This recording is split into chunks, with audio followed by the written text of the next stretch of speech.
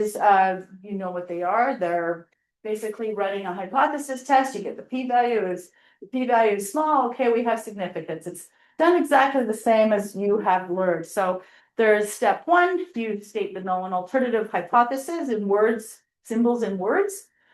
Two, set the alpha value. Usually that's given in the question, you've seen that.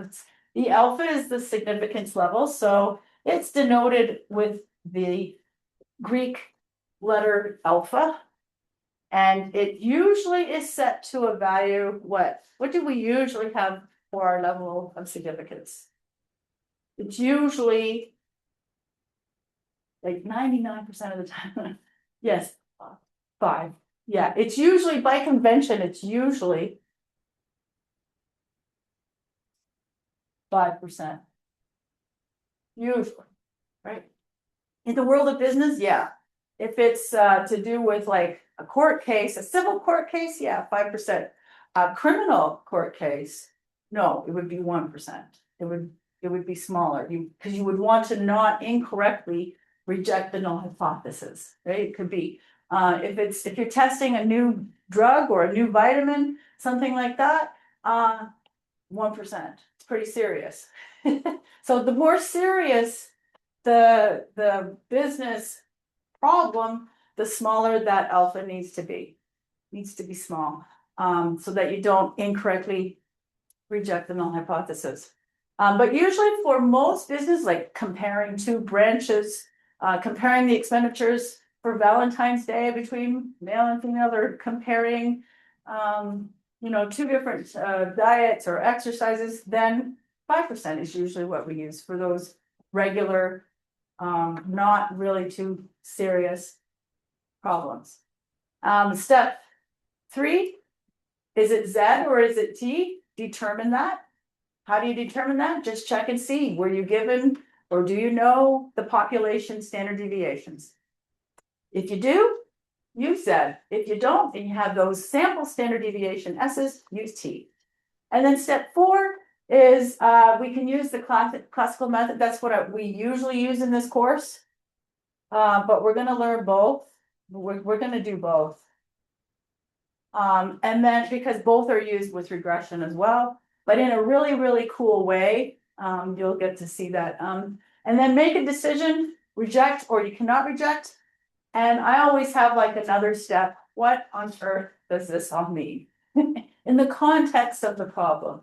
We always have to circle back and go, okay, what does it mean in the context of this data? Right? Because sometimes we get so involved with the formality of these formulas and calculations that we actually forget what we're trying to find. But always try to remember to circle back and go, this is what we're trying to find, and be able to put it in really plain language for a manager who knows nothing about statistics. Right? So you want to be able to speak in non-formal terms, just in plain language. What does it mean in terms of the data? That's the focus. All right. This is what they look like. The null hypothesis is always equal to 0. Always. It means that the difference is 0. So that means no change or no difference. Right? Because this can be rewritten as mu1 equals mu2. Right? It means they're equal. That's the null hypothesis. Always, always, always. Against, greater than, less than. And these D's. So you have these D's. D subscript is for difference, is usually 0. That's what we're looking for. Unless you have some sort of strange thing you're looking for, like the difference in a temperature, and you want to know if it's different from like 5 instead of 0. It could be scaled to a different value, but for our course and for all of our purposes, it's always 0. It's going to be 0. We're looking to see if 0 is in the confidence interval. We're looking to see if the difference is equal to 0. That means if we don't reject the null hypothesis, that means there's no difference, right? If we do reject the null hypothesis and accept one of these one-sided, these are one-sided, right? And this is two-sided tests. And if we do, then these all mean there is a difference.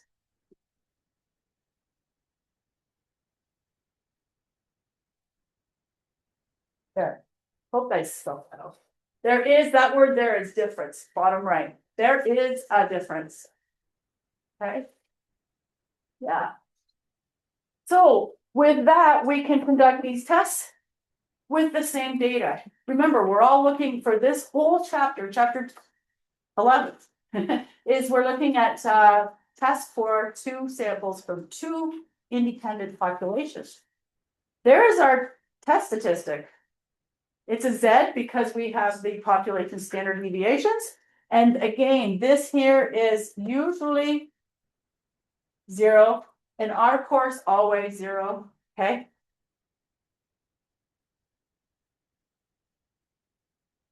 We will use 0.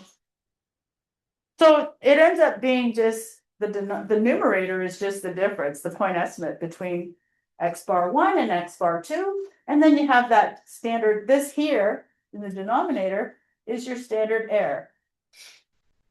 Point estimate divided by standard error.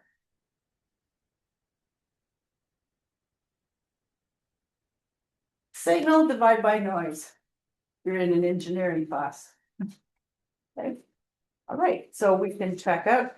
And this is the Valentine's Day expenditures. And we're going to run it again with the same data. You can try it, same data, and see if you come to the same conclusion that we did with the confidence interval. What was the conclusion with the confidence interval? Was there a difference between the two? Yes. Let's see if we can do exactly the same thing. We're going to conduct the hypothesis test to see if we get the same conclusion. We should, with the same numbers, right? We should, with the same data, come to the same conclusion. Right. So try that. And then we'll take a quick break. So we're going to have the null hypothesis is just going to be the difference between, well, actually, let's use our M's and F's because that's what we used for these, is 0. And then you can also put it this way, right? Versus H naught, which is going to be, is it one-sided? It's going to be it's going to be two-sided because we're just going to see if there's a difference, right? Yep. So we're going to go mu M does not equal or this. And we can compare these because we did construct a 95% confidence interval. We used a 95% confidence interval. So let's call this 5%. How about that? I think that's what it says to use. Right? Doesn't say, but if it doesn't say, just use 5. Just use 5%. It's what we usually do. And then we go on to test statistics. So it's going to be step 2. We do the test statistic. And we'll get it fairly quickly here because we already have all this figured out. X bar male subtract X bar female, divide by the standard error. And we already have this. This was 67.03. Divide by 6.63. We already calculated these. And we just need to get this value 10. I get 10.1. Does anyone get anything different than $10.10? Actually, it's got no units. This is a Z score, which is unitless. So it's just 10.1. There's no dollars. Once you've standardized it, there's no units. Remember that? We have no units. So what we do is the critical value. We'll use the classical way to do this. The critical value is called the table. It's from the table. And what is it when we do and 95. If alpha is 5%, then Z of 0.025 is equal to, we have it memorized. What is the critical value? It's 1.96. Yes, we know this value off by heart. That's our critical value. And all we do here is we just look at this critical, I don't even need a p-value. I don't need it. I can just compare it. If the test statistic is greater than the critical value, you automatically have significance. So that's it. We're done on pretty much. So step 3. So step 4. We're gonna use the critical value method. So you go since Z, and this is to make them different, we have a Z and a Z star. The critical value is the table value, not the test statistic. So the test statistic is the observed value. So since Z, which equals 10.1, that's the observed value, is greater, quite a bit, greater than our critical Z from the table, which is 1.96, we can then say we reject the null hypothesis. And this is a really common way to do this test. It's done quick this way too. You don't have to mess around and try to find p-values unless you need a p-value. But software usually does that for us. So you can just compare them. Now, if it was less than the critical value, if the observed Z is less than the critical table value, whenever you hear the word critical, just think it's the table. It's coming from the table value. If it's less than, we cannot reject the null hypothesis. So we only reject if the observed Z is greater. Does anyone know this method? Did you guys learn this method in Econ 2222? Yeah, good. Great. If you did and you remember, yay. So in this case, therefore, we're going to conclude after those 4 steps, there is a statistically significant difference. It's implied. Difference. And this is consistent with our confidence interval, right? It's consistent with the confidence interval that we did earlier. And we're done. You just need to know how to do the steps. Step 1, get your null and alternative hypothesis. Make sure you know what the significance level is. If you don't have it given to you, use 5%. It's always a great way to use great value. Yeah. Just one thing, are you gonna post on? This is being recorded. These will be recorded too. Yeah. We have an ADS YouTube channel. Yeah, I have a Stats 1024 channel too, if you ever get bored and you want to see some first year lectures too. Anyways, yeah, so what did this do? Why does this work? If you want to draw a picture, if I draw 1.96 here and 10.1's over here, this is the rejection region. So everything to the right of 1.96, that's the table value. The Z star is our critical value, Z star. Everything to the right of it is the rejection region. And 10.1 is in that rejection tail. It's so far into the tail, we just cannot believe that, we just cannot believe that there's no difference. We have to reject that claim. We reject that claim and we accept the alternative hypothesis, and we're done. And then you put it into nice words for a manager to understand, because they don't want all this information. They just want to know what is the difference. Is there a difference? No. Or yes, in this case there is. So we'll take a quick break. We'll take like a 10-15 minute break. We have Okay, so we have our null and alternative hypothesis for the Merrill Lynch example. The null hypothesis is the difference is equal to 0. Another way of saying that using algebra is they are equal. Another way of saying that mu1 subtract mu2 is greater than 0 is algebraically we can do this. Mu1 is greater than mu2. We're going to use 5% for our significance level. And we're gonna get our standard error to put into our test statistic. So we're gathering all of our ingredients here. And this I get, does anyone have the standard error? Yeah, 0.080. 0819. Okay. This is a 0.5. I get a little something a little different, 0.75 over 10 and 16. Might want to check that.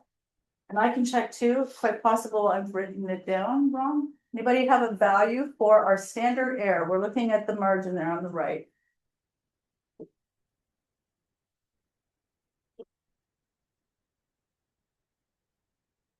Right? Yeah, Oh my god, 0.2867. 2860.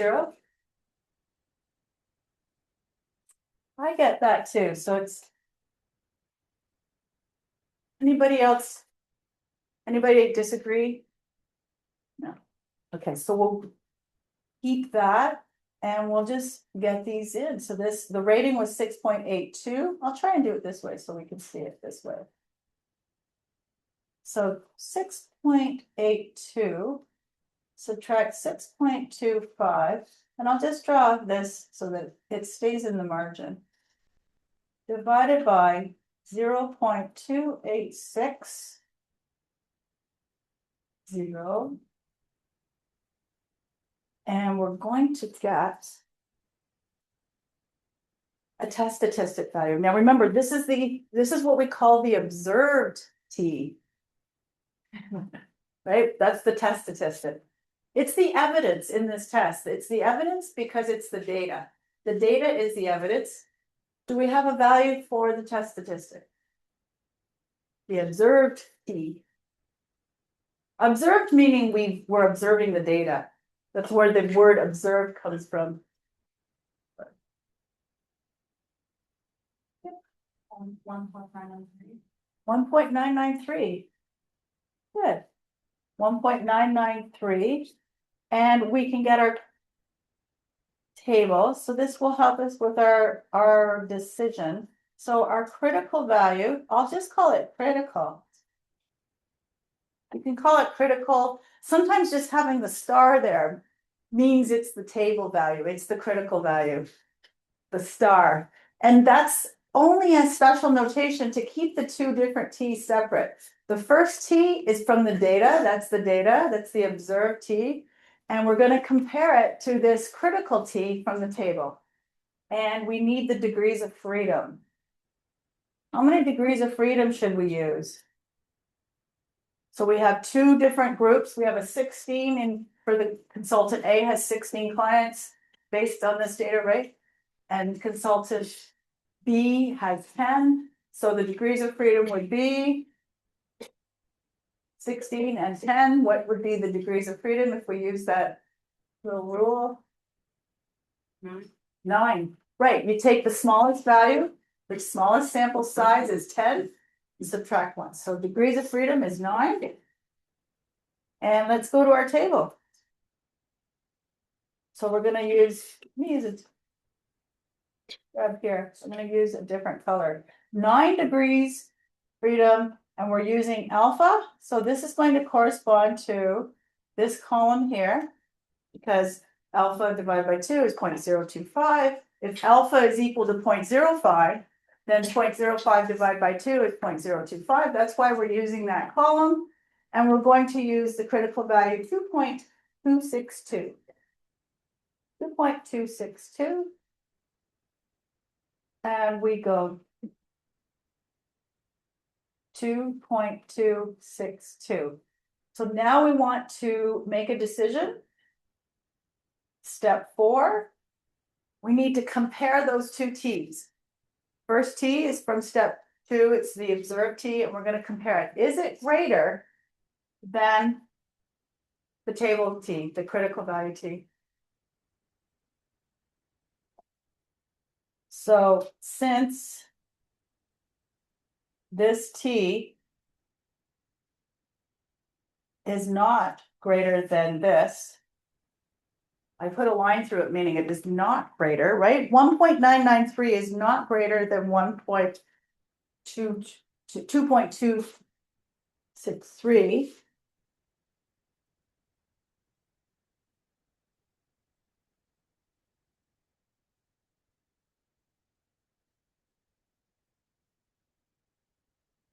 I have a different critical value. Oh, it's not this. 1 second. If alpha is 5%, what I grabbed on the table, if we were doing a two-sided, yeah, some of you are nodding. If I did a two-sided test, this is actually a one-sided test because we're only interested if consultant A has higher ratings than consultant B. So because it's not a two-sided test, don't divide by 2. Just use alpha equals 0.05. So instead of this one, we'll get rid of this. Instead of that value, we're going to get 0.05, that's alpha, right? The subscript is just alpha. And we're going to use 1.833. So know the difference. We did it 2 ways. Know the difference. If it's a two-sided test, divide alpha by 2 and then find the corresponding critical value. If it's a one-sided test, don't divide by 2. Okay, it's all in one tail, so you just use alpha straight up, 1.833. So it changes things. This changes things. If it was a two-sided test, we were gonna not be able to reject because it wasn't greater, but because it's a one-sided test, it changed our value. And it is greater. So you can see how just changing from a one-sided test to a two-sided test changes the outcome, where it changes our critical value T from the table, and therefore, do we reject or not reject? We do. We reject the null hypothesis, and that means in plain language that there is a difference between consultant A and consultant B, meaning that just looking at the averages, you would kind of go, geez, yeah, consultant A is higher, but it's not much higher. But here we've done a formal test, we've done the formal hypothesis test, and we can say there is a statistically significant difference because we've included the size of the samples, we've included the standard deviations, and we and scientifically say that there is a statistical difference between the two. So that means that we would conclude in plain language for a manager, we would say that the consultant with more experience has, on average, higher ratings. Right? It's our conclusion. Okay. That worked out quite well, doing it 2 ways. Two different values. So again, if you look at my video on the pooled variance method, we could rerun this test. Same test. I think I used this example actually in the video, where we can pool and we can compare it to the non-pooled method, which is what we just did, to the pooled variance method, where you have this little value here, goes in here, right? And you take the square root of that, like you take the square root of the square. That's the pooled variance. That is the pooled variance. It has a little subscript P, meaning pooled, and you can then use the degrees of freedom. For Merrill Lynch, it would be 10 plus 16 minus 2. And that's how you do it. You would just use this formula instead. Okay, there's also examples in the videos, but there's also for sure at least one question in the textbook exercises. Okay.